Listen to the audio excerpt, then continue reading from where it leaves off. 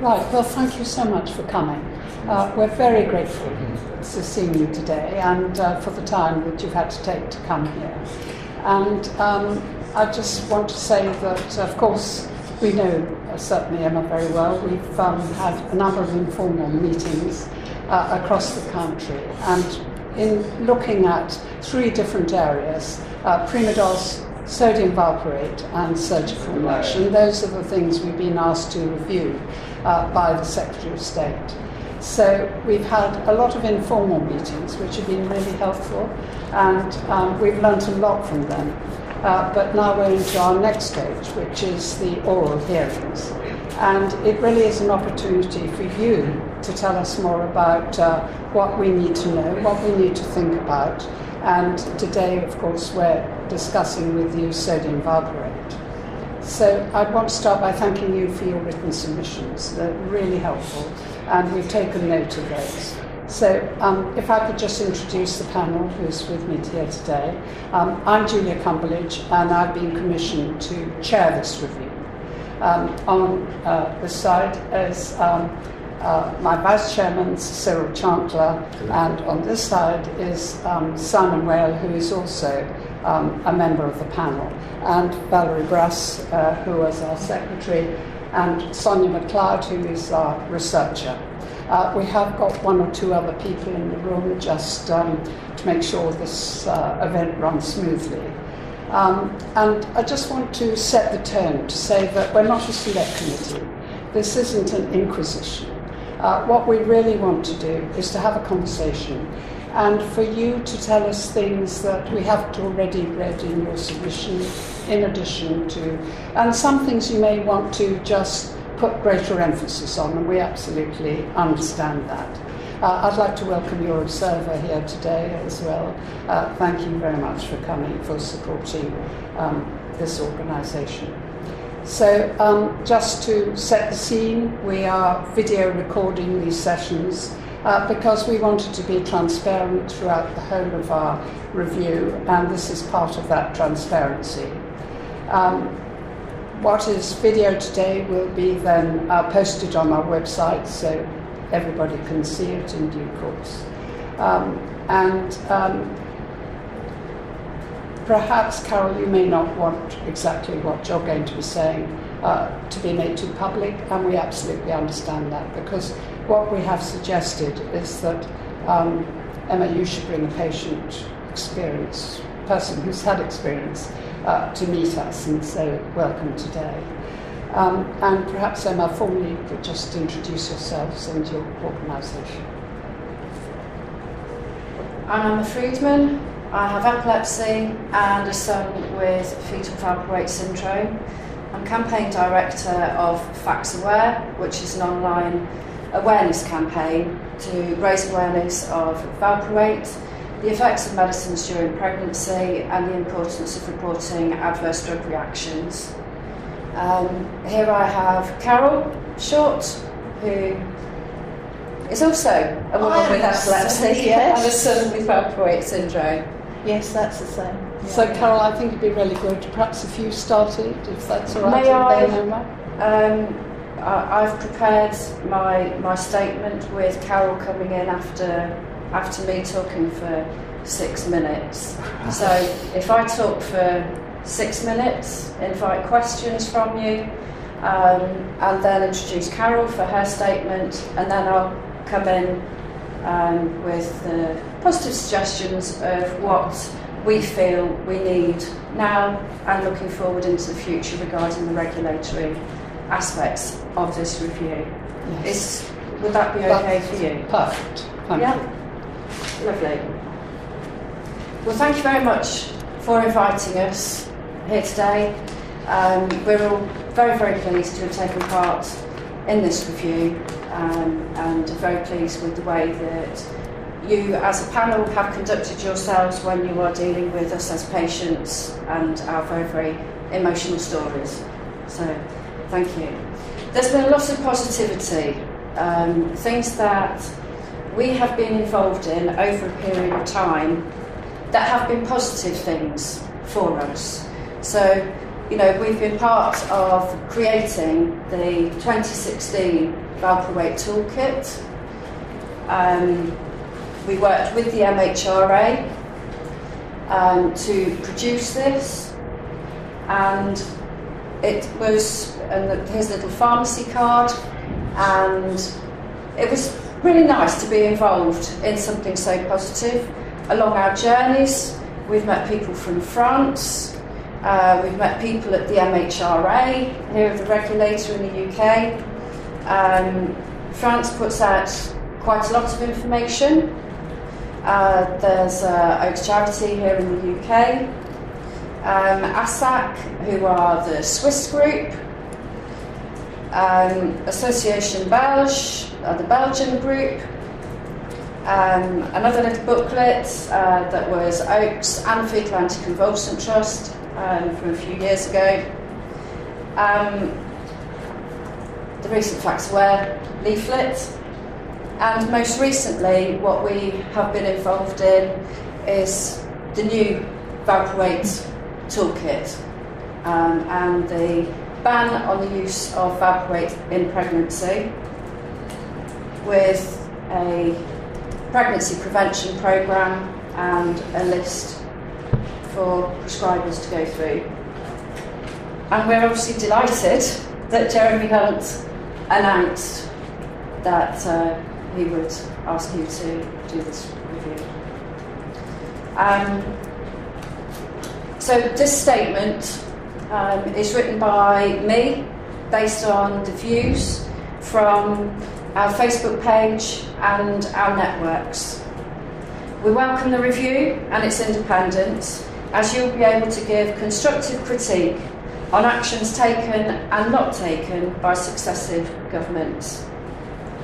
We ask you to recommend a full compensation package for those affected by sodium valproate and their families, an end to cuts, and to introduce ring-fence funding for the essential services that we rely on. A judge-led public inquiry into sodium valproate as an exemplar of the problems with medicine regulation and the licensing of medicines, devices and products. To highlight the need to update the consumer protection law here in the UK post-Brexit, and a review of legal aid reforms and its impact on access to justice for those suspected of being harmed by pharmaceutical products and devices. We expected legal aid to enable our disabled children to access justice. The Lord Chancellor to investigate the public interest element of legal aid and reinstate it in the group action to sue Sanofi. The Prime Minister to intervene as he had a disabled child, had an understanding of epilepsy and was Vice President of Epilepsy Society. The epilepsy charities to support us. Doctors to give us up-to-date information about risk. Doctors to have an understanding of valproate syndrome. Doctors to make referrals for diagnosis and necessary therapies. A national high-profile media coverage and campaign about valproate risk, the withdrawal of legal aid, inaction of politicians, fundraising for our legal costs, scrutiny of medicine regulation, pharmaceutical accountability and the impact on public services. We also expected politicians to act in the interest of their constituents and the public purse. We were wrong to expect anything.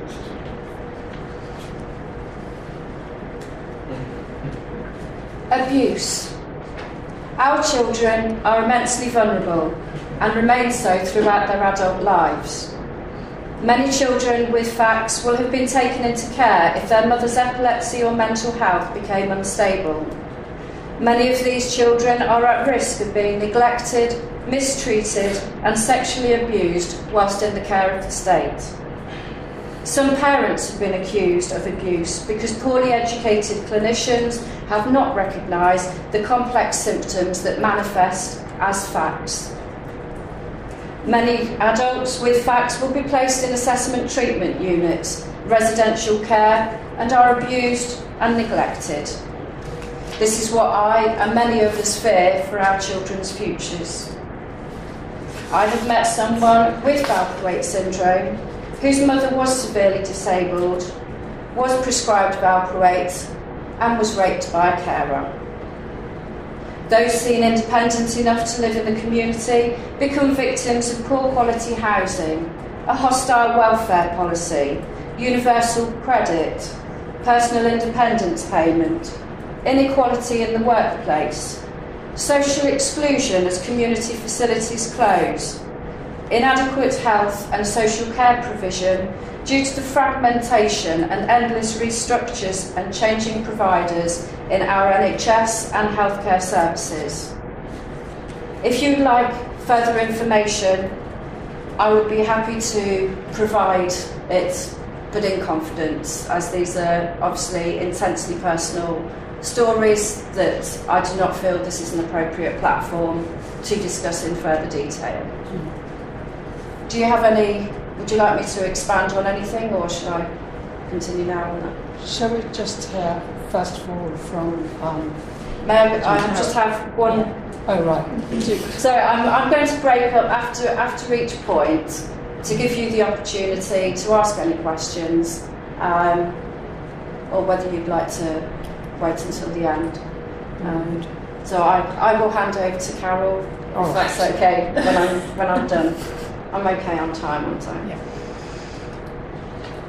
Postcode lottery. There is some excellent health, care, education and advocacy provision, but it is not consistent. There are doctors who laugh at mothers who question whether their child's complex symptoms could be related to valproate exposure. Doctors who tut when a woman planning a pregnancy says, "I've read something on the internet." Parents who have to plead with the local authority for a statement or educational health and care plan. Parents who have to go to tribunal because the EHC plan is not reflective of their child's needs. This is a growing problem because there is a statutory obligation for the local authority to provide what is stated in these documents. They cannot provide what they are already required to provide, and so are reluctant to assess someone else as also needing these services. The cuts to local authority budgets have devastated services essential for the well-being of people with FACS, valproate syndrome, and their families. There is education provision that is not safe. There is respite being delivered by inexperienced carers, so the families would rather not have the respite than knowingly put their child at risk. When our children become hospital inpatients for routine or emergency treatment, there are no staff available who understand learning disabilities, autism, behavioural disorders, so the family cannot leave the bedside. Most doctors did not receive the 2016 valproate toolkit due to CCGs not disseminating the information provided to them by the MHRA. Short staffing limits the amount of time clinicians can spend reading drug safety updates and NICE guidance. The increased use of locums means information does not reach everyone. Staff who express safeguarding concerns about the provision offered do not have adequate whistleblower protections.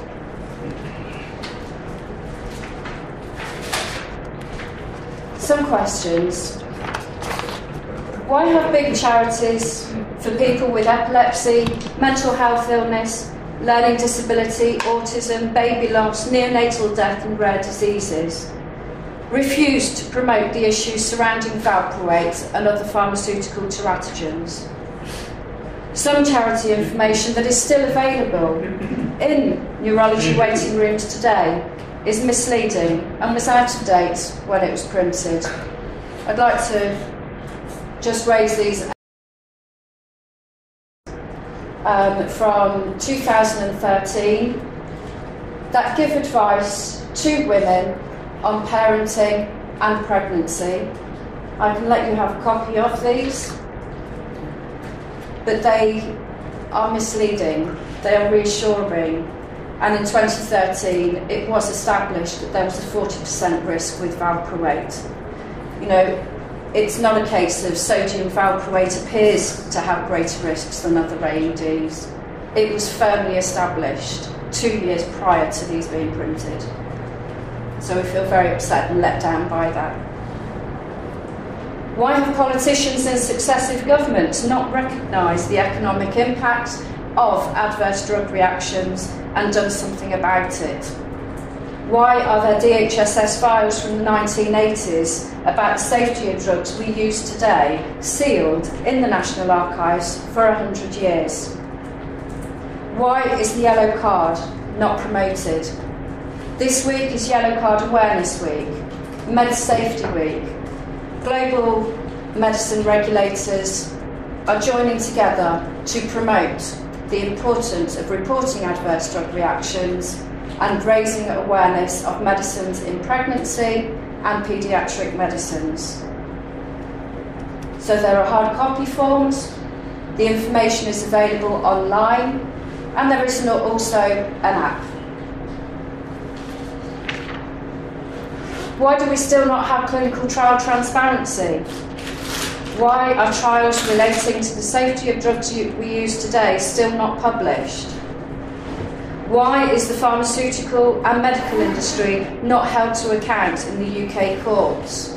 I can give you the examples that include, but are not exclusive, thalidomide, sodium valproate, Seroxat, benzodiazepines. Why doesn't the pharmaceutical industry contribute to a fund for those with adverse reactions? How is it that a highly respected neurologist who stated in a legal document in 2009 that they were unaware of neurodevelopmental effects of valproate is invited by government, regulators, professional bodies, charities and the NHS to give expert evidence when it was firmly established by 2006 that valproate causes neurodevelopmental birth defects? Why have we, as a campaign group, and others, parents and other campaign groups, why have we been subjected to accusations that us raising awareness and trying to give women an informed choice will lead to an increase in SUDEP, sudden unexpected death in epilepsy patients? Everything we consume has risk. So why aren't we doing more to establish what the risk is for all drugs and chemicals used in food and agriculture as well? Nearly done. We pride ourselves on living in a democracy and being a civilised society. There is nothing civilised in the policies that affect people with disability and their carers in the UK. We are keen to change that and restore British values. Emma, thank you so much for that. Very compelling, as you always are. May I give a couple of the points that we would like to see happen now? Right, so you want to speak again? Yes. Okay. What we feel that we need now are regional centres for FACS, valproate syndrome, where informed clinical care can be accessed. And they can act as places where clinical expertise in this area can develop, and where support services and special education can be commissioned. We'd like clinical trial transparency, all trials published, a requirement for all drugs that are prescribed in pregnancy to be assessed for teratogenicity prior to licence, all drugs not proven to be safe in pregnancy to have a symbol of a pregnant woman in a red triangle on the outside of the box, as they now do in France with all epilepsy medications. All drugs that have been proven to cause harm to the fetus to have the pregnant woman in a circle with a strike through. All women who take a drug in pregnancy to agree to observational research on pregnancy outcomes and child development. Let's whiz through some of these. The yellow card to be promoted in all healthcare and educational settings. A precautionary approach maintained post-Brexit in all free trade agreements. a change in culture among healthcare professionals, adequate whistleblower protections, a change to product liability law, access to justice, and a review of the Consumer Protection Act 1987 and the limitation period. All new experimental drugs to only be used on patients who agree to observational research. Reading and acting upon drug safety updates to be an essential part of CQC inspections. The UK to become a gold standard of medicine regulation globally. As a country, our physiology, our cultural attitudes vary immensely due to our ethnically diverse population, our access to free healthcare, and the quality of our scientific institutions. So if there was greater interoperability between CPRD and the yellow card, then the prevalence of symptoms and the prevalence of prescriptions issued to those people who've been exposed to medications would identify trends for further investigation by the MHRA. That could itself become a valuable self-financing tool for the MHRA post-Brexit. If the pharmaceutical industry get a product here in the UK based on those suggestions, then it would be seen as a quality product and it would be a passport to a global market. But we really need to see the pharmaceutical industry contribute to an adverse drug reaction fund, paying the lifetime cost of services required by people showing the symptoms on the patient information leaflet, and a lifetime loss of earnings payment. First, do no harm. Many thanks. Well, thank you so much for that. Can I just say we will be interviewing the pharmaceutical industry, the manufacturers, the MHRA, the professional bodies and so on. So this is just the first part of these oral hearings, which is about patients. But you've given us the most amazing list of all the things that clearly need to be done. Just looking at that list, what are your top 3 priorities? We need adequate services for our children now. Our services are being cut. My son here didn't pass his 6-week trial of a further education course into ICT, and there isn't another suitable course in our area. So the educational provision is not there. The healthcare provision is not necessarily there. The therapies that are required, whether they are in-school therapies like speech and language therapy, or whether it's occupational therapy, physiotherapy, these services are patchy, the providers are inconsistent, people who live on the borders of CCGs and hospital trusts, it's very, very inconsistent. So we need ring-fence funding now to secure those local authority services and the NHS services that we desperately need and rely on to give us as carers and families and our children, whether they're children or adults, dignity in their life. All right, so number 1, ring-fence funding right now.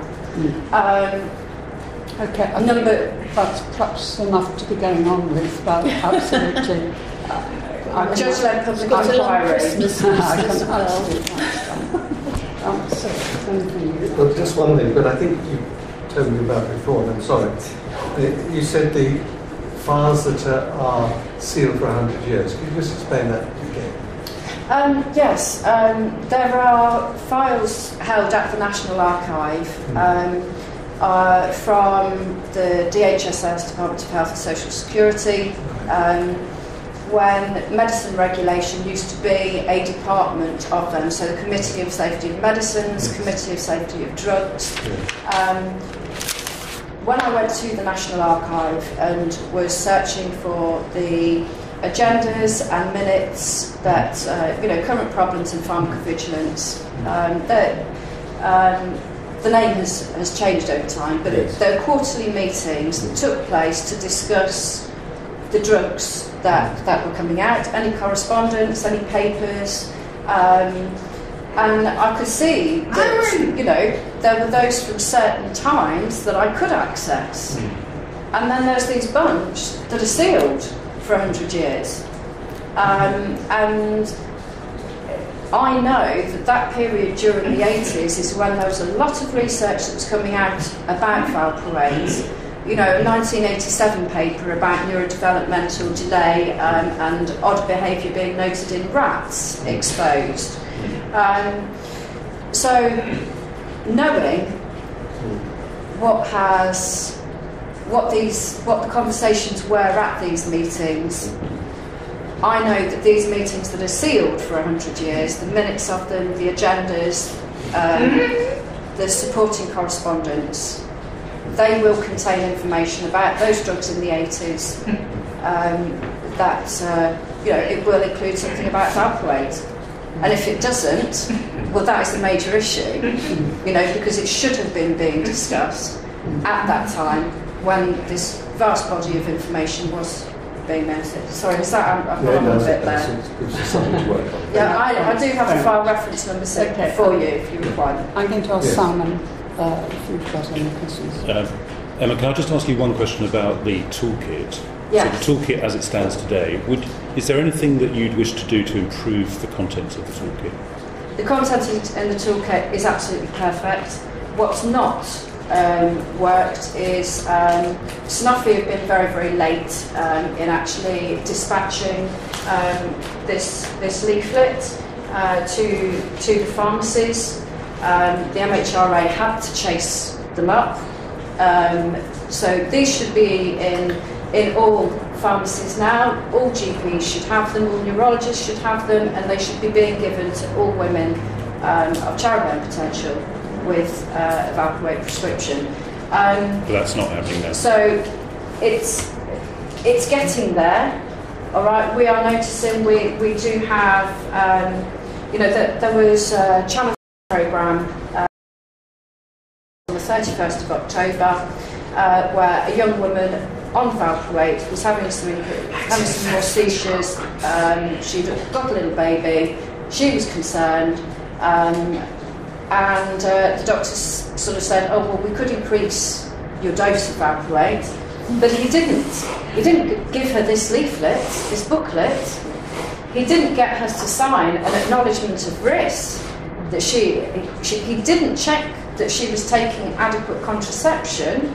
And so the fact that we have spent, as patient groups, Royal Colleges, the MHRA, NICE, we've spent ages putting these together, getting it agreed with the pharmaceutical industry as well.